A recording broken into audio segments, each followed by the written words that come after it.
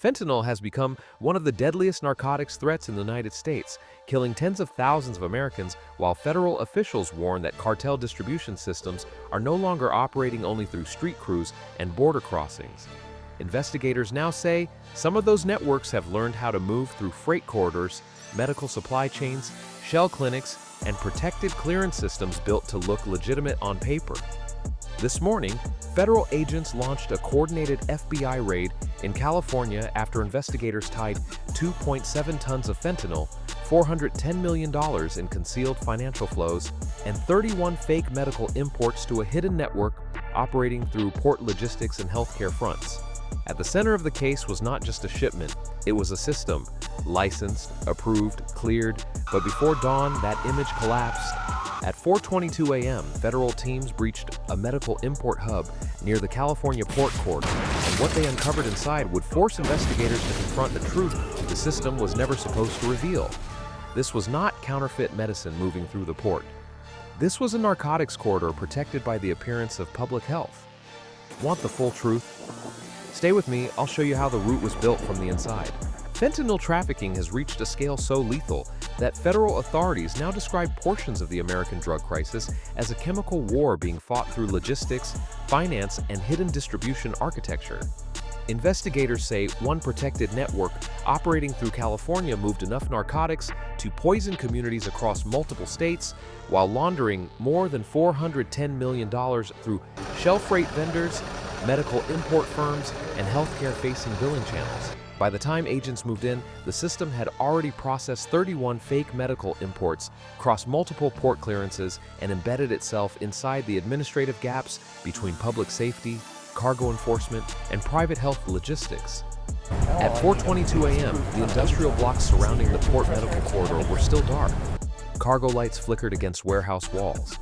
Loading bays were quiet. Refrigerated trailers sat motionless beside a low concrete structure registered as Pacific Crest Medical Logistics, a company licensed to import emergency care equipment, respiratory components, and temperature-sensitive medical inventory. On paper, it was a specialized distribution center serving hospitals and clinics across Southern California. In reality, federal investigators believed it had become the center of one of the most sophisticated fentanyl movement systems ever uncovered near a major U.S. port. More than 210 federal agents from the FBI, ICE, Homeland Security Investigations, CBP task force units, and Treasury financial analysts had already taken positions across the corridor. Tactical teams covered the front gate, rear loading lanes, and rooftop access points. Drone surveillance fed live thermal images into a mobile command center parked behind a customs inspection annex 3 blocks away. A cyber team waited to cut communications the moment the signal was given. This was not a regulatory inspection. This was not a port compliance review. This was a federal strike.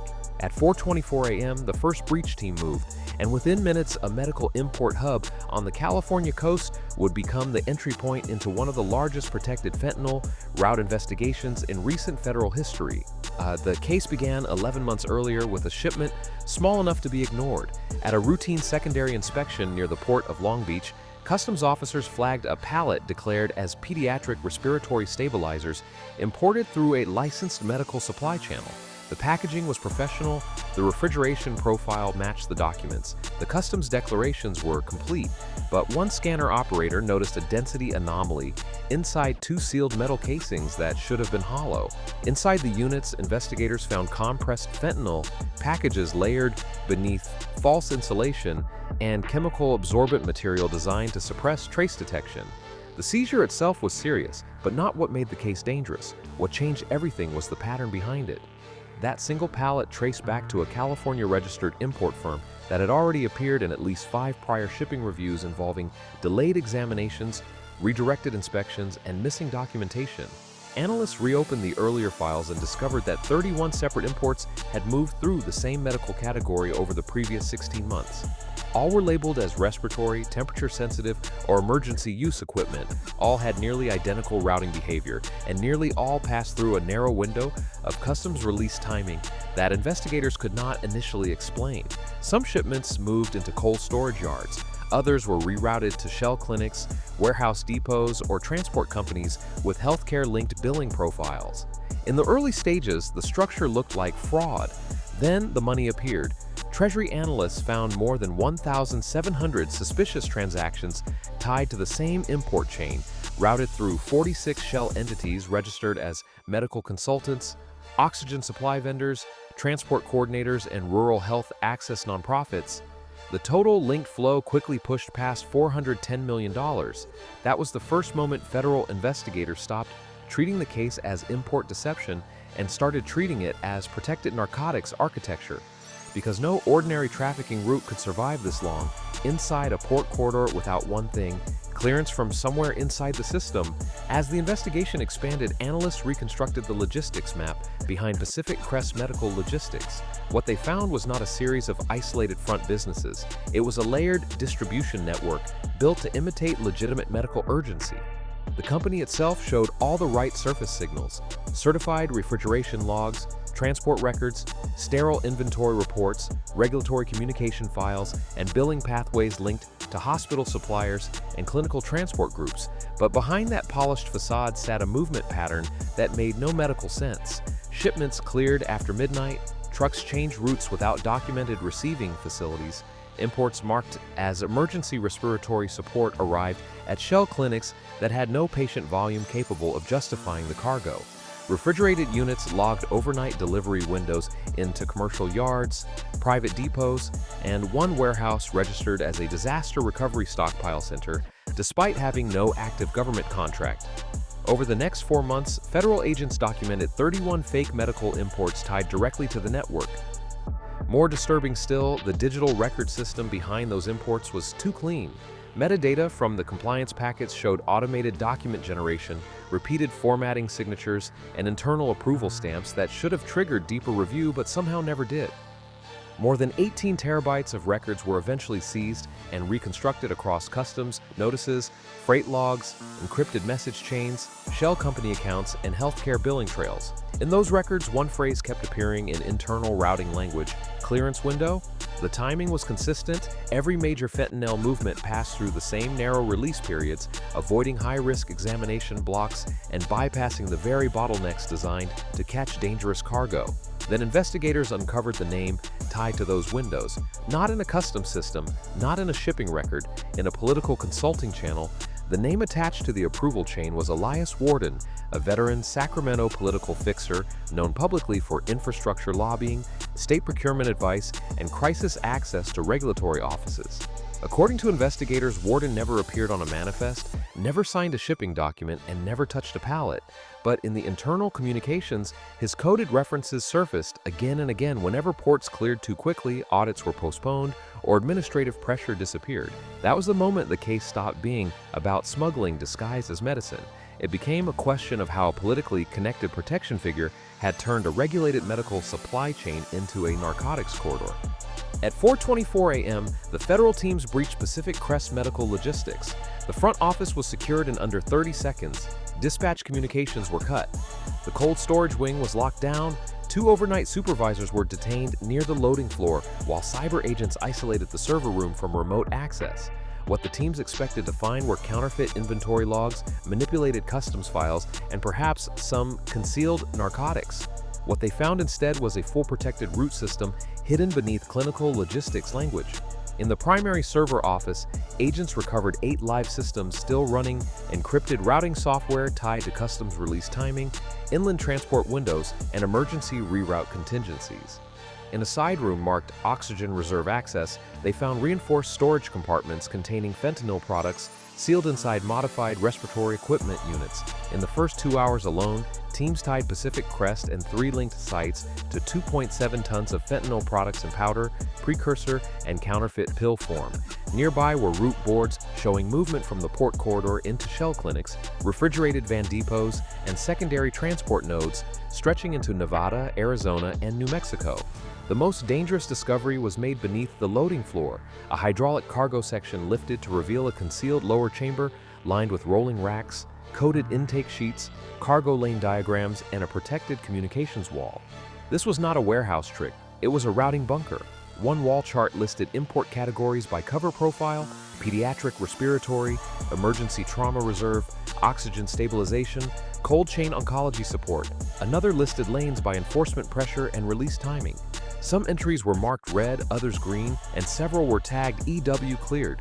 Inside a locked cabinet, agents recovered a paper ledger and 14 secure devices linked to financial actions that aligned with shipment movement. In one sequence, $41.7 million had been moved in 92 minutes through layered medical consulting payments, freight insurance adjustments, and nonprofit health routing grants. That was when agents inside the room realized they were no longer standing inside a falsified supply depot. They were standing inside a protected narcotics corridor built to move poison under the language of care. Once Pacific Crest was secured, Federal Command initiated the wider sweep. Simultaneous warrants hit shell clinics, billing offices, transport garages, cold storage lots, and 2 political consulting properties connected to Elias Warden's financial path. In San Bernardino County, agents entered a rehabilitation supply warehouse and recovered duplicate import packets, cloned release stamps, and counterfeit maintenance records matching the same 31 fake imports. In Orange County, a shell clinic listed as a respiratory stabilization center was found storing coded receiving logs but no legitimate medical inventory. In Sacramento, investigators seized communication records from a consulting office tied to government access routing and regulatory intervention. By noon, the first operational numbers were staggering. More than 2.7 tons of fentanyl had been tied to the California Port Medical Corridor. $410 million in suspicious flow had been mapped through shell freight and clinic structures. 31 fake medical imports were confirmed. 19 shell clinics and vendors were under emergency review. 28 suspects had been detained across the first wave. And at the center of the protection chain, Elias Warden had been named in federal documents as the fixer tied to the approval logic behind protected release windows. The fallout inside state systems moved fast. Health logistics oversight boards were forced into emergency review. Port compliance units began suspending release authorities. Private carrier agreements were frozen. Then the deeper pattern surfaced. Investigators found that multiple shipments tied to the same release windows had moved during periods when standard monitoring was weakened not by accident but by administrative interference. Audit flags had been delayed. Cargo review staffing had been redirected. Follow-up risk reviews had been held just long enough for the shipments to disappear inland. This was no longer a fentanyl bust. It was an institutional breach. The system had not simply failed to stop the route. Parts of the system had been adjusted to let it function. At 5:40 a.m. the next morning, federal authorities initiated the second wave under the internal operation name Port Mercy Collapse. Additional agents were deployed across California, Nevada, and Arizona to seize remaining transport assets, freeze accounts, suspend licenses, and move on secondary nodes identified from the bunker records.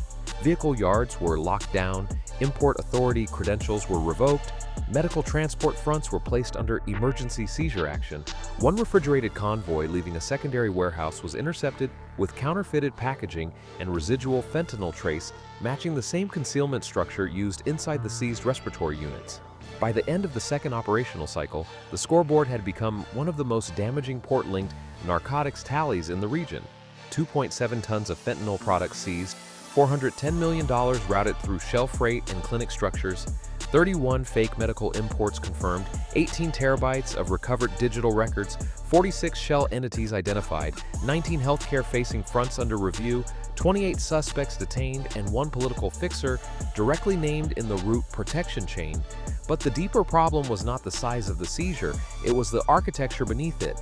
Investigators now believe the California corridor had been built as a repeatable model. The same freight categories, the same shell healthcare fronts, the same billing structure, the same protected clearance windows could be rebuilt in other jurisdictions if the system behind them remained intact. That possibility changed the meaning of the operation. This was not just a route destroyed, it was a blueprint exposed. And even after the raids, analysts detected attempted secondary movements through dormant vendor channels using the same documentation, logic, and release timing patterns. That meant one thing: the corridor had been broken, but the design behind it may still have been alive. By nightfall, Pacific Crest Medical Logistics stood sealed beneath federal authority. The loading bays were empty. The cold rooms had been stripped for evidence. The hidden lower chamber beneath the floor was lit only by forensic lamps and numbered markers. The shipments were gone. The route boards were gone. The servers had been removed. But the real shock of the case was never just the fentanyl. It was the disguise. Because this network did not hide in abandoned lots or obvious cartel compounds. It hid in import codes, healthcare terminology, refrigeration logs, and the public assumption that medicine deserves trust. That is what made the California Port Medical Hub so dangerous. It did not simply move narcotics, it weaponized legitimacy, it turned public health language into camouflage, it turned regulated freight into cover, it turned administrative approvals into delivery windows, and once a system like that is exposed, one final question remains impossible to ignore. How many other routes are still moving tonight? Not because they are invisible, but because they were designed to look too legitimate to stop.